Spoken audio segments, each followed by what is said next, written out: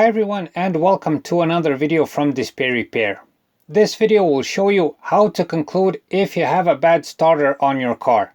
What's good about this method is that you don't need any special tools, just a simple test lamp.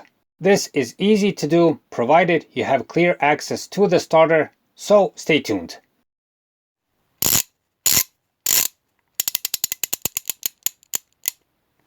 DisplayRepair.com. Be sure to visit us at our website DisplayRepair.com, where you can find more useful car and driving tips. Before we start, we recommend our video on how to recognize some of the most common symptoms of a bad starter. If you have a dilemma whether the starter is the actual problem, then this video should help. The link for the video is in the card in the corner or in the video description. Before you check the starter, make sure that three things are okay: the battery voltage, the alternator voltage output, and the ground connections. If any of these are faulty, they can easily mimic a bad starter problem and send you on the wrong path. For all of these problems, we have separate videos. If you would like to watch them, the links for these videos are in the video description. To diagnose a bad starter, all you'll need is a simple 12-volt test lamp. You can also use a multimeter, but as you'll see, it's a bit cumbersome and not that convenient for this job, especially if the starter is harder to reach. A huge factor for doing this job is the location of the starter.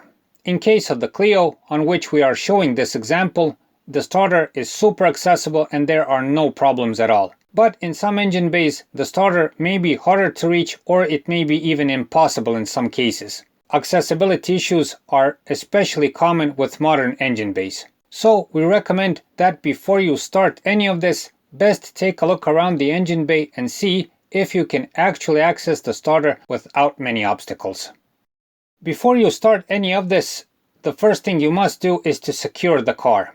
We recommend loosening the minus battery clamp, so don't take the clamp off, just loosen it, put the car in park or neutral, and pull the handbrake. For this job, it's good to have one more person with you, so he or she can turn the ignition key. First, find the connections to the starter. You'll recognize it by seeing some thicker cables and one thinner cable connected to the starter solenoid. The bigger cables are the main power input from the battery, and the smaller cable is input from the ignition switch. Take off the smaller wire that comes from the ignition.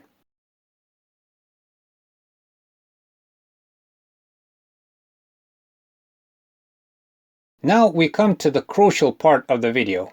Use the tester, connect it to the smaller cable, and tell the other person to turn the ignition key. If the tester lights up every time the ignition key is turned, then the starter has power from the ignition switch and the starter itself is the cause of the problems. But if the tester does not light up, then you have to check other things down the line, like the relay, the fuses, the ignition switch, perhaps other hidden switches, and other parts of this electrical circuit. Furthermore, check all the mentioned connections to the starter for rust and if they are all tightened properly. If they are loose, filthy, rusty, or there is a broken cable somewhere, this will prevent the starter from working properly. If you see that these connections are loose and rusty, take them off and clean them and try if the starter works.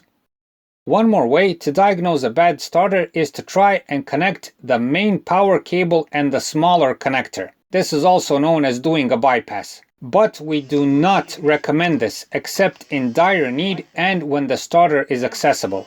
Otherwise, you may easily cause a big short circuit and easily damage other systems on the car. Finally, when you conclude that the starter is the problem, there is one more thing that you can do to additionally assure yourself. Try tapping the starter with a wooden stick while someone is turning the ignition key. If the starter works after this and the engine starts, you found the cause of problems. One of the most common problems with the starter are worn out brushes, and when you tap the starter, it may start to work again for some time. You don't have to do this, but it's useful in this case. So there you have it. A very simple and pretty accurate way of diagnosing a bad starter. Once more to conclude, if you have power from the ignition key to the starter, then the starter is the problem. If there is no input, check other parts of the circuit.